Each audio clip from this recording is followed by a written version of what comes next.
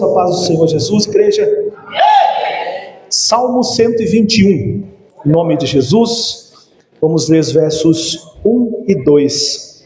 Enquanto isso, Deus abençoe, presbítero. Quero agradecer a Deus por mais essa rica oportunidade, agradecer ao pastor Edson, que na sexta-feira entrou em contato comigo, fez o convite, e eu sempre digo e não canso de dizer, eu amo falar da palavra do Senhor e ter essas oportunidades, principalmente aqui na minha casa, irmãos. Principalmente aqui eu me sinto muito feliz, muito contente e alegre em nome de Jesus. Você encontrou a palavra? Me confirme com amém. Vamos ler então versos 1 e 2, diz assim: levanto os meus olhos para os montes, de onde me virá o socorro? O meu socorro vem do Senhor, que fez o céu e a terra. Pode se assentar em nome de Jesus. Eu quero, na medida do possível, ser breve e fiel naquilo que o Senhor Ele tem depositado em meu coração, irmãos. E antes do pastor realizar o convite, eu já tinha essa palavra aqui em meu coração, e eu disse ao Senhor: Senhor, assim que o Senhor abrir uma oportunidade, eu irei fazer a tua vontade. O Senhor já tinha preparado, irmãos, e eu creio que Ele vai falar comigo e vai falar com você nessa noite, em nome de Jesus. E enquanto eu estava meditando, falando com o Senhor, irmã Beth, o Senhor disse para mim que hoje entrou pessoas aqui precisando de socorro. Eu disse: Senhor, noite de Santa Ceia, a igreja é do Senhor, a palavra é dele. E Ele disse para mim, irmã Fabiola, que hoje entrariam pessoas aqui precisando do socorro. Irmãos, e a palavra do Senhor, ela vai falar para nós em apenas 2 versos do Salmo 121, Gabriel. Os versos 1 e os versos 2. E o foco desta mensagem será o Deus que envia o socorro. O Deus que entregou o seu Filho, Jesus o Cristo, para morrer de cruz, e que por esse motivo nós estamos reunidos aqui, para participar da mesa. E em memória de Cristo, presbítero Alessandro, nós vamos participar do corpo e do sangue, através do maior sacrifício que a humanidade já viu. Nós estamos reunidos aqui hoje, e este mesmo Deus é o Deus que pode enviar o meu e o teu socorro. Aleluia! Não importa a circunstância, irmã Dedê, não importa a situação, irmã Marli, não importa o impossível, Ele é o Deus que ainda envia o meu e o seu socorro. E você que entrou aqui hoje procurando por um socorro, a palavra, ela veio para falar com você em nome de Jesus. Irmãos, eu preciso aqui fazer uma pequena introdução acerca deste episódio, no qual o cântico, o Salmo de número 121, ele foi cantado, ele foi escrito, ele foi narrado. E o fato é que esse salmo, não se sabe com certeza quem foi que escreveu ele. Apesar de que muitos acreditem que foi Davi, né? Alguns apontam que foi Davi, alguns estudos, mas eu não vou afirmar que foi Davi. Mas esse salmo, ele foi escrito em um momento de caminhada, Andressa, em um momento em que esse salmista estava caminhando, e não apenas caminhando, irmão Vitor, ele estava subindo. No entanto que este salmo é chamado de Salmo dos Degraus, que remete a uma subida, uma caminhada com degraus, que por sua vez ou você desce ou você sobe. Mas neste momento, enquanto o salmista estava realizando a caminhada e ele canta, irmão diácono Márcio Braz, o cântico dos degraus, ele não estava descendo, mas subindo. E subindo para onde, pregador?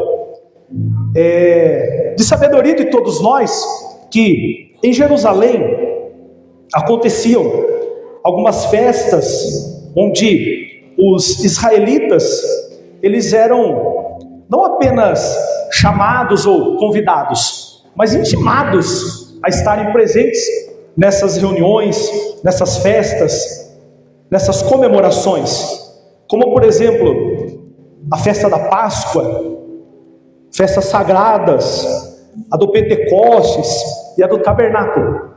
E quando o povo israelita, irmã Júlia, eles precisavam se deslocar até Jerusalém com a finalidade de ir até essas comemorações, eles saíam de determinadas localizações diferentes. E a maioria que se concentrava em Jerusalém, escute isso, eram peregrinos. E a definição de peregrino não é a sua casa. Então nós estamos aqui e nos deparamos com um texto onde o salmista está indo a uma dessas comemorações, a Jerusalém.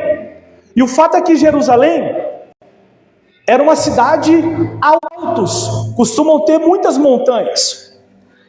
Eu confesso que eu não sou especialista na geografia de Jerusalém, mas em volta de Jerusalém haviam muitos montes, montes esses que a própria Bíblia relata e acontecidos. Montes, irmã Cristiane, não aconteciam somente o trabalhar de Deus, o Deus de Israel. Aconteciam também, irmã Laodiceia, cultos pagões, celebrações a deuses pagãos, como por exemplo, deuses voltados para a fertilidade, deuses aonde nos montes aconteciam ali até atos sexuais depravados, voltados para esses cultos pagões, presbítero Alessandro. E nada, eu não sei se a escada era longa ou se ela era curta, mas o fato é que este caminho, ele simboliza a minha e a sua caminhada com Cristo, o nosso caminho. E Jerusalém simboliza o que foi dito aqui hoje, a nossa futura morada. Aleluia. Aonde, Cauane, não haverá dor. Aonde, irmã Laodiceia, não haverá morte. Aonde nós iremos, foi dito aqui, cantar em um lindo coral junto com os anjos. Então eu quero fazer essa aplicação, pastor Rodrigo Cardoso, em que nós somos semelhantes àquele que escreveu o Salmo. Os degraus, o caminho, é a nossa caminhada com Cristo. E Jerusalém, para onde esse salmista estava indo? É o céu. Aonde eu e você estamos todos os dias ansiando por Ele. Aonde nós vivemos todos os dias da nossa vida sonhando com o céu. Os varões, eles louvam um louvor muito bonito que fala sobre isso. Louvado seja Deus. E dentro desta análise, fazendo essa comparação, nós vamos ver agora um momento da vida desse que escreve o Salmo. E ele está subindo, está usando os degraus, está indo sentido a Jerusalém, assim como eu e você, trilhando os caminhos do Senhor, e também subindo para a nova Jerusalém. Eu quero tratar aqui, de forma bem rápida, 3 pontos. O primeiro, o clamor do coração humano. E clamor, irmã Cristiane, nós fazemos. Clamor, nós levantamos. Clamor, nós realizamos. E o fato é que este homem, ele começa dizendo: elevo os meus olhos para os montes. E ele pergunta: de onde me virá o socorro? Elevo os meus olhos para os montes. De onde me virá o socorro? Bianca, você pode colocar um fundo, por gentileza, minha querida? Obrigado. Coloca um do computador mesmo, por gentileza. Ah, sim, obrigado, viu? Irmãos, aqui na parte 1, a qual eu estou mencionando com os irmãos, o salmista, ele reconhece a sua necessidade de ajuda, e ele não finge autossuficiência. E quando eu olhei para isso, eu me senti, irmã Danilo, evangelista Danilo, eu me senti desafiado, porque, eu não sei vocês, muitas das vezes, nós nos deixamos levar por um sentimento de autossuficiência. Me explique, irmão Fábio. Por exemplo, quando nós estamos precisando de um emprego, eu já contei isso aqui, eu vou contar novamente, pois ela faz parte da minha aplicação, e eu creio que alguns irmãos não ouviram. Em 2019, eu demitido de uma multinacional, peguei o meu currículo, presbítero Valdir, eu não me orgulho de falar isso, mas é para a glória de Deus. Peguei o meu currículo e fui atualizá-lo. Quando eu estava no computador atualizando, sabe o que eu senti? Autossuficiência. Eu disse, eu acabei de sair de uma multinacional, mas eu vou entrar em uma maior ainda, só para eles verem que eu sou melhor. Autossuficiência. Irmãos, coitadinho do irmão Fábio, não sabia nem o que estava falando. Judiação. Sabe quando que eu fui ser empregado novamente? 2023. Ele que me chamou, o presbítero Antônio João, me chamou para trabalhar. Então eu fiquei 19, 20, 21, 22, 23, sendo moldado e ensinado que ser autossuficiente não faz parte dos planos do Senhor. A autossuficiência traz consigo a soberba. A autossuficiência traz consigo o orgulho. Vou entrar numa melhor, toma 4 anos para você aprender que é Deus que está no controle. Aleluia. Eu vou entrar numa empresa maior, eu vou pegar um emprego maior. 4 anos de molho para você aprender que é Ele que está no controle. Elevo os meus olhos para o monte, de onde me virá o socorro? Ele precisava de um socorro. Eu não sei por qual momento o salmista passava, mas quem pede socorro está em uma situação difícil. A Bíblia mostra inúmeras situações de pessoas pedindo socorro. Jesus, filho de Davi, tenha compaixão de mim. Aleluia. Então quem pede socorro está precisando de algo. Irmã Adriana Davel, quem solicita por socorro está precisando de ajuda, está precisando de um milagre, está precisando que algo seja realizado em sua vida. E o salmista, olhando para os montes, ele não só mostra uma pessoa abrindo mão da autossuficiência, ele não só declara a sua necessidade da ajuda de Deus, mas ele também, olhando para os montes, que representa uma busca por uma segurança em coisas visíveis ou naturais, ou até mesmo em adorações erradas. O que o salmista mostra para mim e para você também, quando ele olha para os montes? O monte é apalpável, o monte é visível, o monte acontecia maravilhas divinas da parte do Deus de Israel, acontecia, mas também aconteciam cultos pagões. O que é apalpável serve para a glória de Deus, mas também serve para o escândalo. Ele olha para os montes e ele vai olhar coisas boas, mas também coisas ruins. Ele olha para o monte, eu aprendi isso com meu amigo Antônio João, e ele vai dizer dentro dessa frase também, nas entrelinhas, dessa forma: é sério que é daí que vai vir meu socorro? Do que é apalpável, do que é visível, de lugares que acontecem atrocidades, é sério que é daí que vai vir meu socorro? Ele já sabia que o socorro dele não viria do que é apalpável. Eu preciso dizer isso aqui. O meu e o seu socorro não vem do que é terreno, não vem do que é apalpável. E sabe o que Deus está dizendo aqui? Existem muitos confiando demais em trabalho, em pessoas, em alianças, em acordos que são da terra, e estão esquecendo daquele que criou o monte, daquele que criou o universo, daquele que garante aquilo que prometeu.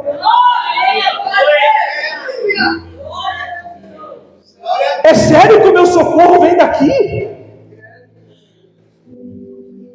De acordos, de combinados, de cunha. Me colocaram lá, o meu currículo subiu para cima porque eu tenho cunha. Eu tenho uma notícia para você: o Criador do monte, o Criador daquilo que é apalpável, se Ele quiser pôr o currículo lá em cima, Ele coloca. Se Ele quiser tirar o currículo de lá, Ele tira. O fato é que o Deus do monte, Ele está em nosso meio e trabalha a nosso favor.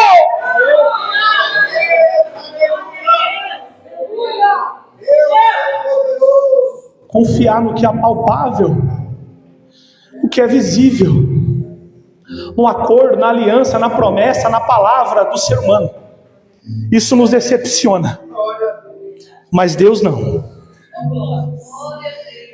Terminando a parte 1, o salmista também, ele questiona: é dali que vai vir meu socorro? Eu quero perguntar: é do que é palpável que vai vir o meu e o seu socorro? Sim ou não? Não, não é. Se Deus quiser com que isso contribua para nós, vai contribuir, mas o socorro vem dele. Não vem do acordo, não vem da palavra, não vem de nada disso, da garantia, nada disso. Vem dele. Louvado seja Deus. Sejamos confiantes como o salmista, que o meu socorro não vem do monte.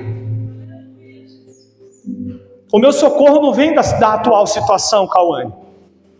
Às vezes a situação está adversa, não está favorável, mas o socorro não vai vir dela também, vai vir do Senhor. A parte 2, a confissão de fé, onde o salmista diz assim: o meu socorro vem do Senhor. O salmista responde a sua própria pergunta com convicção, declarando que a ajuda dele vem do Yeshua, do Deus da aliança, do Deus fiel, do Deus presente, do Deus confiável.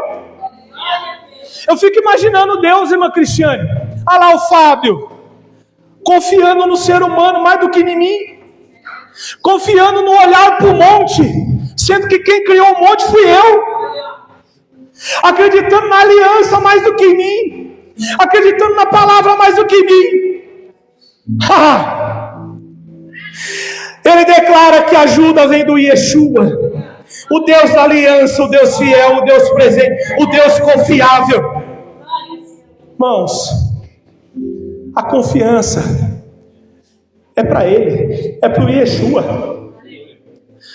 Quando eu recebi uma informação, eu ainda estava na Suzano, irmã Andressa, estava lá no meu computador, eu recebi uma ligação de um supervisor: Fábio, infelizmente nós provavelmente iremos demitir você. Eu disse assim: a porta que Deus fecha, que Deus abre, aliás, só Ele pode fechar. Do outro lado, irmãos, o camarada deu risada da minha cara. A porta que Deus abre, só Ele pode fechar. Estava tudo desabando à minha volta, irmã Ariane, e eu consegui usar essa frase. Ouvi uma gargalhada, saí de férias, quando eu voltei fui demitido. Subi, assinei todos os contratos, saí de lá e fiquei por 4 anos sendo lapidado. Sabe por quê? Porque eu disse aquela frase, que só Ele poderia fechar a porta que Ele abriu. Só que quando chegou na hora de executar, irmão, eu não executei. E como é triste quando nós falamos de algo e na hora de nós mesmos fazer aquilo, nós não fazemos. A hipocrisia. Eu fui um hipócrita. Eu falei no telefone, mas nos 6 primeiros meses do desemprego, sabe o que eu fiz? Murmurei. Eu estava olhando para o monte, irmã Dedê, porque era palpável para o currículo. Não, que isso aqui eu vou ser contratado, numa maior ainda. Apalpável. Sendo que o Deus do monte, irmã Kátia, estava me lapidando e eu não percebia. Era para minha autossuficiência ser minimizada. Ali, em 4 anos, o rapaz teimoso, turrão, Deus fez aprender que é Ele que manda. Se Ele abrir a porta, está aberta. Se Ele fechar, está fechada. E pronto, acabou. Louvado seja Deus. O olhar para os montes, ele simboliza a segurança nas coisas apalpáveis. E quando ele fala do socorro, que ele reconhece o socorro, que o socorro vem do Senhor, ele fala que o socorro vai vir do Yeshua, a ajuda vai vir dele. Ele, ao invés de confiar nos altos ou nas alternativas visíveis, ele confia no invisível, mas no que é eterno. Aleluia. O que isso quer dizer, pregador? Isso quer dizer que o desemprego bateu na porta. Vamos continuar confiando no que é eterno, naquilo que Deus falou e que prometeu. A prova bateu na porta. Vamos continuar confiando naquilo que é eterno. Aleluia. Louvado seja Deus. O parente saiu da igreja. Vamos continuar confiando naquilo que é eterno. A pessoa que a gente ama não está dando ouvidos para a palavra do Senhor. Vamos continuar confiando naquilo que é eterno.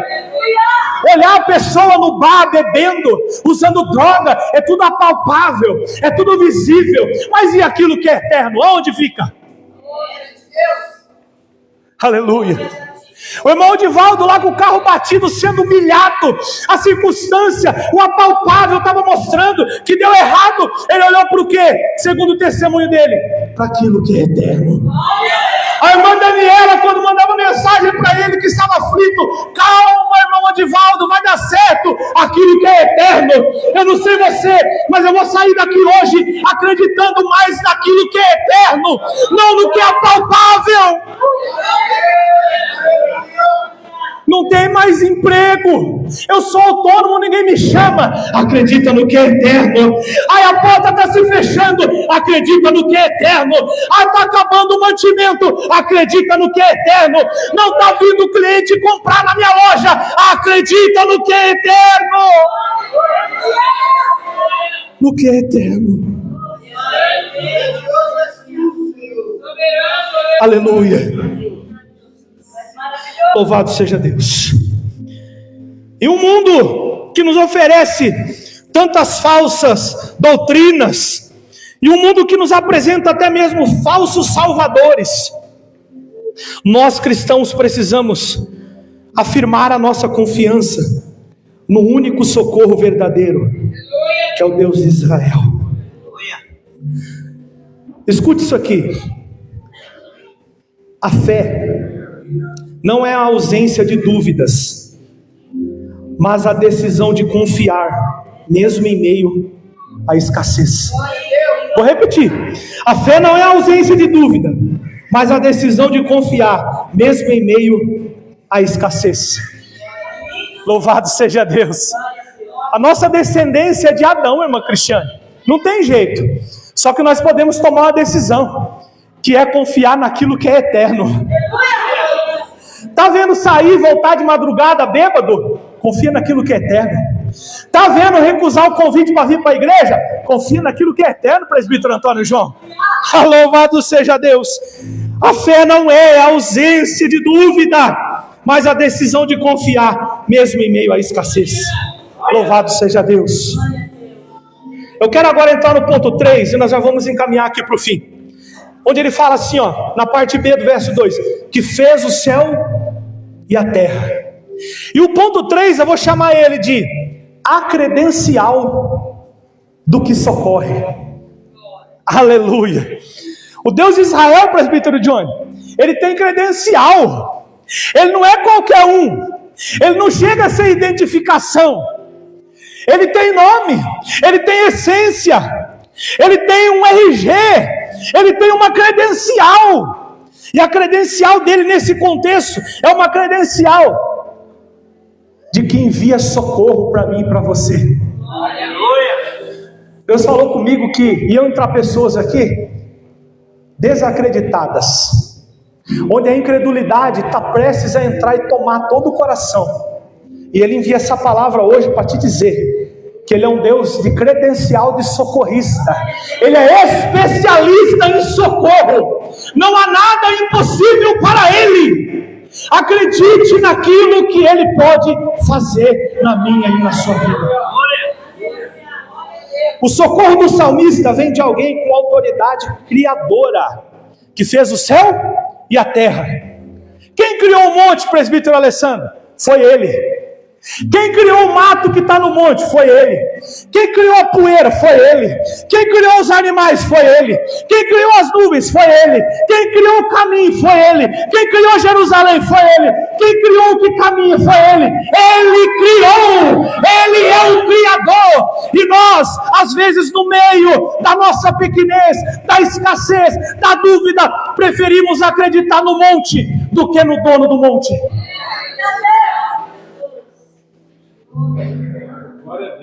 Olhar para coisas apalpáveis, como esse evangelho chinfrim que está sendo pregado aí, o evangelho da prosperidade, o evangelho da revelação do RG, do número do sapato, igrejas superlotadas, colocando cadeiras para fora, pessoas indo buscar revelações e mais revelações, pessoas olhando para o monte, ao invés de olhar para o Criador do monte,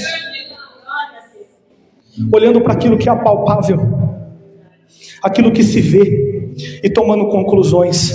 O Deus que criou todas as coisas tem poder absoluto sobre todas as circunstâncias. Essa parte aqui, irmãos, quando eu estava meditando, o meu coração ele entrou assim em chama. O meu coração ele ficou pequeno, irmãos, porque o Deus da criação, Ele criou todas as coisas e tem poder absoluto sobre elas. Isso envolve o quê? O dinheiro, a roupa, a comida, o corte de cabelo, o carro, o salário, a despensa, o emprego. Irmão, o Deus que criou tudo isso, Ele não somente criou, mas como Ele também pode moldar, Ele pode tirar e pôr, Ele pode movimentar, Ele pode fazer, Ele pode, pastor Edson, na hora que Ele quiser, colocar em prática a sua autonomia. E às vezes é por motivos como esse que nós nos desesperamos, assim como eu me desesperei em 2019, sem emprego, murmurando, desacreditado, sendo moldado, e o Deus da criação nunca deixou faltar nada. E eu me envergonho de Deus hoje, porque presbíteros, pastores, como eu pude murmurar, sabendo que Ele é o Deus da criação, o que criou o ouro e a prata, e eu estava preocupado com o dinheiro do mês seguinte. O Deus que criou os animais, as plantas, a nossa comida, e eu preocupado com comida. Aleluia. Eu me envergonhei, irmã Dedê.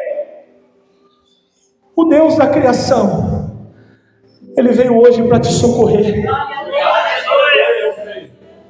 A incredulidade não vai entrar no seu coração essa noite, não. Ela chegou, bateu e voltou, que ela não vai entrar. Deus chega hoje com o teu socorro e com o meu socorro, porque para Ele não há nada impossível. Ele é o dono do dinheiro, do emprego, da porta aberta, Ele é o dono da roupa, Ele é dono de tudo. Como que Ele vai deixar você perecer?